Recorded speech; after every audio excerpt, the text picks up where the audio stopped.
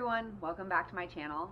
Today I'm going to be talking about my prep for this year's canning season and what things I had that I needed to start canning from scratch. So I started canning last year. Last year was my first time ever, and then this coming year I'm going to be growing my own garden, so hopefully I'll be canning my own produce.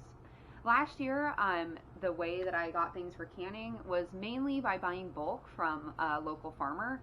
And I think you can make those connections. I was introduced to this farmer through a CSA program that they run, to community supported agriculture, which basically means that I paid for kind of a subscription each week to go pick up produce from them. And when I needed larger bulk, they sometimes had that available, and I could just go talk to them, you know, if I needed 25 pounds of tomatoes or whatever it was.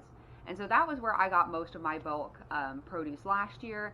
This year I'm going to be continuing to do that, and then also hopefully getting a bunch of veggies from my garden. So last year, because I got started canning late and I was brand new, I didn't know what I needed. But this year, and as a result, I was totally unprepared. As many of you know, there was a bit of a jar shortage and a shortage of a lot of different things that we needed for canning last year. And so I really struggled to find the things that I needed to can food. And this year I decided I was going to be prepared. So it's near the end of March right now, and I went yesterday to my local grocery store and bought most of the things that I need for this season. So I'm going to talk first about the different things that I have that got me started in canning. So there are basically two different types of canning. There's water bath canning and pressure canning. And water bath canning is good for high acid foods, which basically means essentially like pickles and jam. Those are kind of the two big sectors of for specifically water bath canning. And pressure canning is for low acid foods, so things like meats, broths, vegetables that aren't pickled or preserved in vinegar or sugar. And so those are things you need a pressure canner for. So if you're a complete novice and you want to just start out easy, water bath canning is the way to go. And all you need to water bath can is a really large pot and some jars. And so most water bath canners will start out just with jam. And that's how I started, and I think that was a really great way to go. And the reason I got so into and decided I wanted to start canning was because we have a peach tree in the house that my husband and I just recently bought last year. And we moved in July, and as soon as we moved in, we had thousands of peaches. And I really wanted to preserve these peaches, but I didn't know how to do it, and we didn't have enough freezer space just to, slice them all up and freeze them. And so I bought just a set of 12 of these little jam jars, and that's how I got started. I used a pot that I already had, and all you need to get started is you need jars, and you need a pot that will cover the length of the jar plus 2 inches, and obviously a little bit extra on the top so that your water doesn't boil over. I think most people have like a good sized stock pot that will work for that. And so all you need to get started is your thing you want to preserve, some jars, a pot, and then also a recipe. And I've talked about in my other videos, I use the Ball Book of Home Preserving. I'll link it down in the description. And that book basically has everything you would ever need to know about canning. I've looked for a lot of other books, but I feel like this one really has everything you need and also is really the best. And so I think with just some jars and these at my local, like a 12 pack at my local grocery store, it's like $15-ish, something like that, $16 for a 12 pack of pint jars, plus a pot you already own, the Ball Book of Home Preserving, which I picked up at my local Barnes & Noble. So it's easy to find, and I highly recommend going that route. So with water bath canning, one of the other things, I forgot to mention, the other thing that you would water bath can is tomato products. Tomatoes are really high in acid. And so those are kind of the things you would water bath can. Now, most people aren't going to water bath can tomato products in jam jars or in half pints. You would want to water bath can those in pints. And so this is just a can of tomato sauce, and you can see I have it in a pint. So we've got half pints and full pints. And this, for me, is the best size to can tomatoes. You can also can them in quarts. And quarts are a lot bigger. So if you're going to can in quarts, water bath can in quarts, you're going to need a very, very large pot, because the water needs to cover the top of the jar plus 2 inches, and then you need extra space, you know, so that your water doesn't overflow while it's boiling. And I really found, I canned some spaghetti sauce or some tomato sauce in full quarts, and the reason I did it is because I ran out of pints. Last year I had a really, really, really hard time finding jars. I just ran out of pints. I had a few quarts, and I figured, well, I need to can this. You know, I had the product. I had the tomatoes, and they were going to go bad if I didn't. So I canned them in these quart jars, and this is just way too big for me to use specifically for spaghetti sauce or like tomato sauce that you would mix into a recipe. Now, I did can diced tomatoes in these quarts, and actually that has worked out pretty well. I would do this again. So that has worked out well for me, but again, you need a really, really big pot to water bath can in quarts. So one way, what I did, I actually did not have a pot that was big enough even to water bath can pints, because I just recently bought a new house, and we have a induction stove, and so I bought a whole new set of pots. And as you may know, induction stoves, you have to have a magnetic pot. You can't just use whatever pots you have around. Most are not, steel. And so I actually didn't have a pot big enough to water bath can, even in quart jars. So at first I was only water bath canning in half pints, which I had a pot big enough for. And so I decided the best way to do would be to kill 2 birds with 1 stone and just buy myself a pressure canner. So this is my Presto pressure canner. You can see it's really big, and these are they're relatively inexpensive as canners go. So Presto is kind of and I have the lid flipped upside down here. Presto is kind of the minimum cost you can get, and they actually do make an induction stove compatible Presto canner that is safe to put on an actual induction stove. So you hear a lot in the canning community about how it's not safe to can on a glass cooktop, and that is true for those really big and very heavy Presto, or not Presto, but other like all-American canners. Those are too heavy to put on a glass cooktop.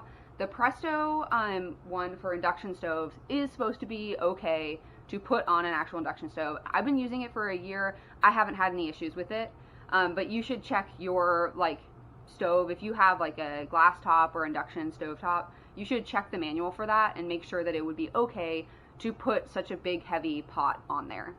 And so I just ended up buying the pressure canner. It was about somewhere between $150 and $200. I ended up just buying that because I needed a big pot anyway. Induction pots are very expensive, and I figured, well, I can use this both for water bath canning and for pressure canning. So that's what I ended up doing. But if you want to just water bath can, you actually don't need to do that. You can just use a really big pot, especially if you don't have an induction stove. So, but if you wanted to get started pressure canning, then you will need a pressure canner. And I've had a great experience with my Presto one. It's kind of like the low end on cost, and a lot of people like them. And things that you would need a pressure canner to can would be like broth. This is a vegetable broth that I canned in a video before, and so this is one of the things you would need a pressure canner to actually can, because there is not enough acidity in here to safely can using water bath.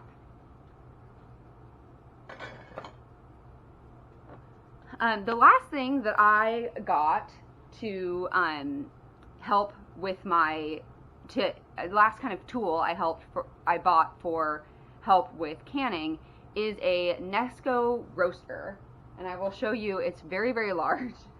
This is my 18-quart Nesco roaster, and I actually found this at a local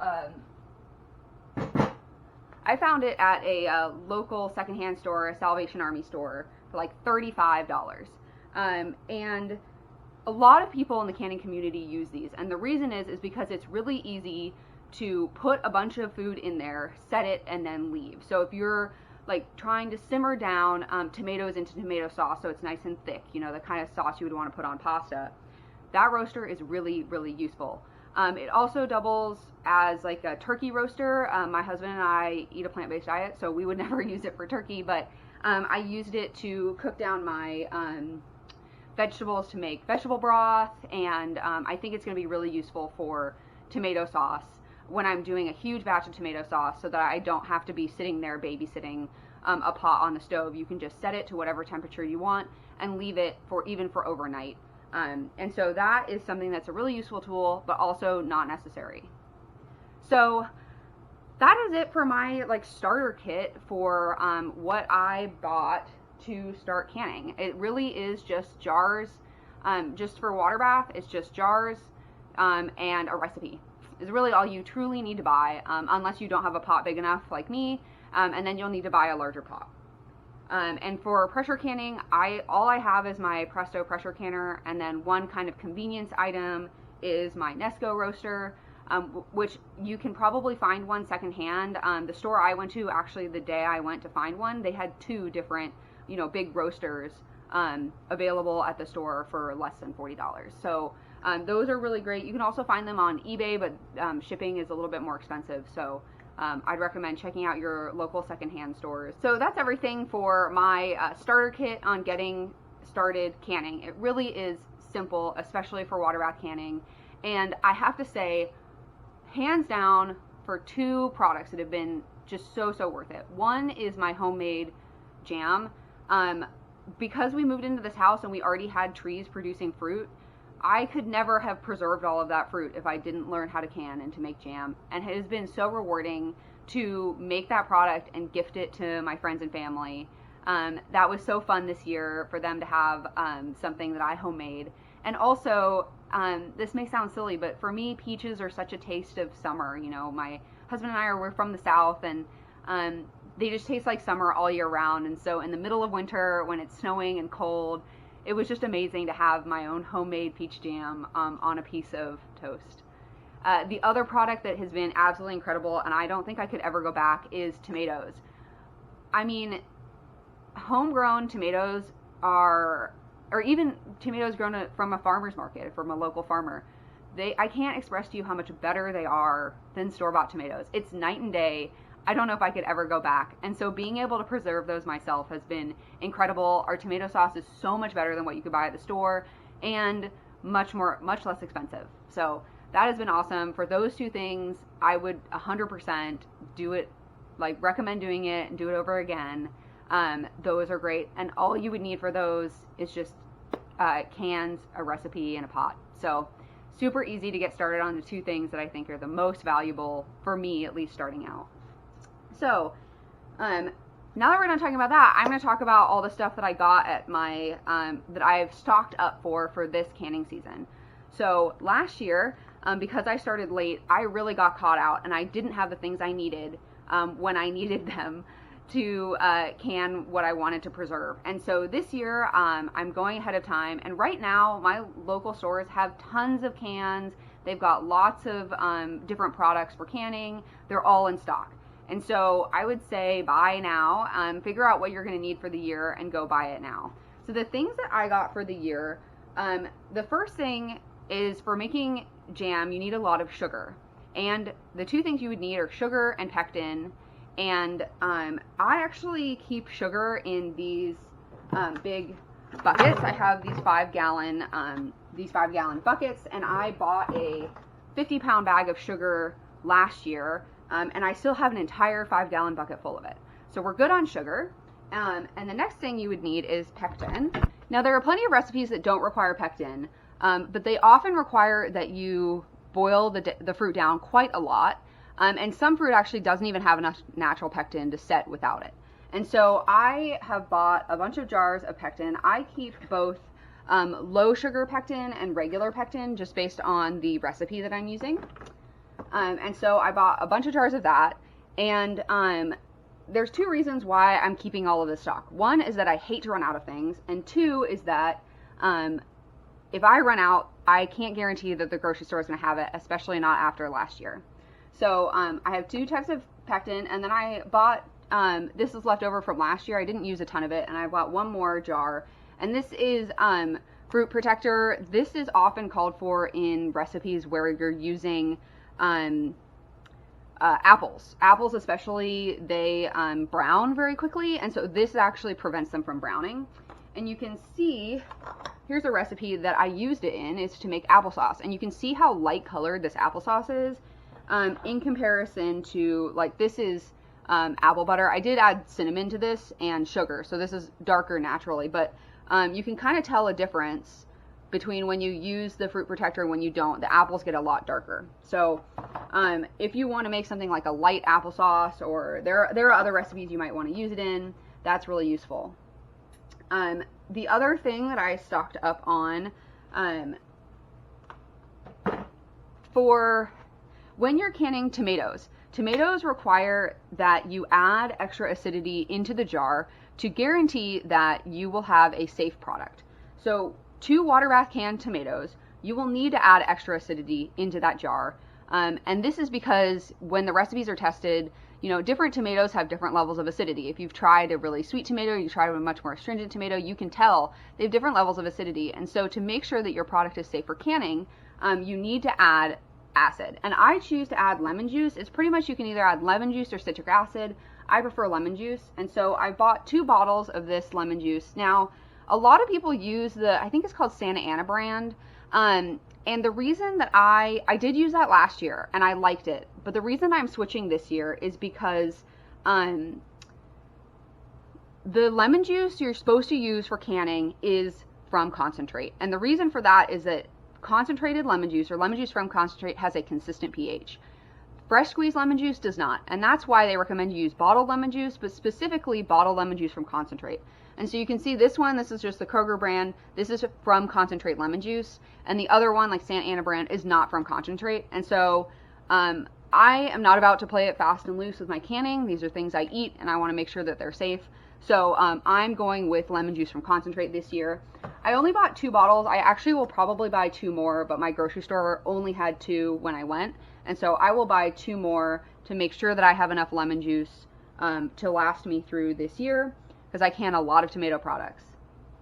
The next thing I bought to prepare for this year is vinegar. I bought 2 types of vinegar. I've got white distilled vinegar, this huge, I think it's a gallon. It might be more than a gallon. Yeah. This gallon size vinegar, white vinegar.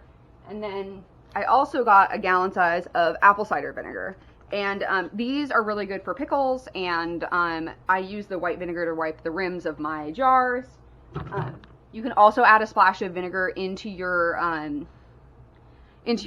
canning water to prevent you from getting buildup on the jars. And I'll show you, I think I have, see if I can, yeah. So you can see here, this kind of film on the jar. Hopefully you all can see that.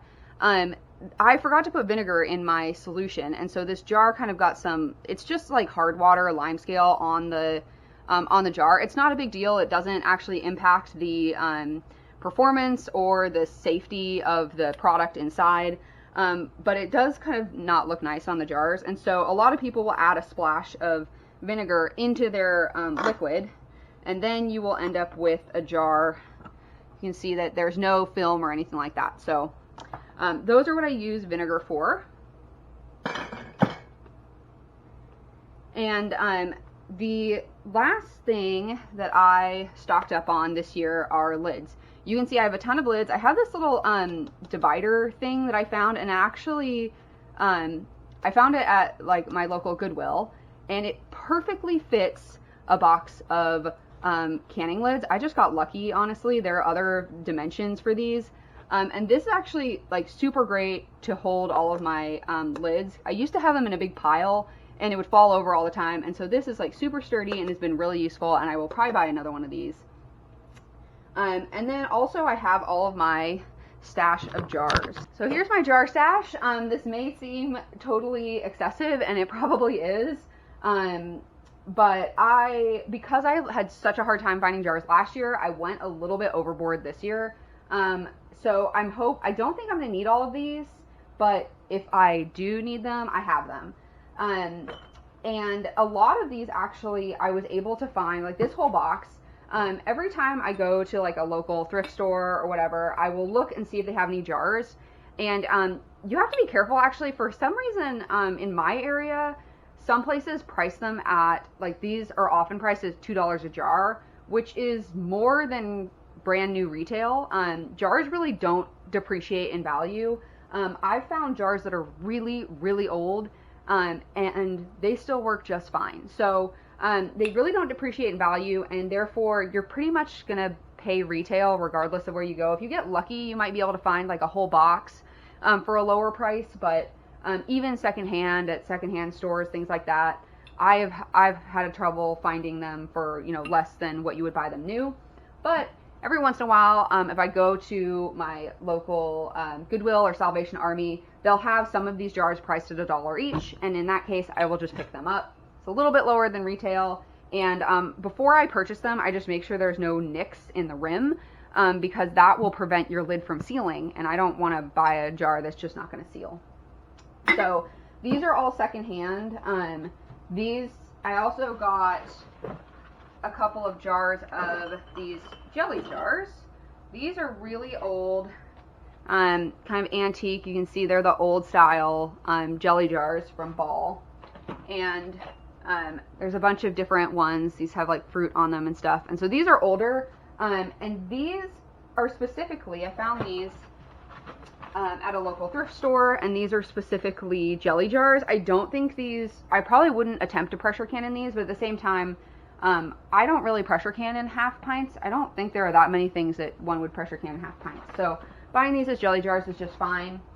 And I was able to find these 2 boxes. I think were like 2 boxes for $15, which is a pretty good deal on canning jars. So sometimes you can find a better price at your local thrift store, but I haven't been able to find like a huge number. I've also been checking Facebook Marketplace to see, sometimes people are selling, you know, their grandmother's stock of a huge number of jars.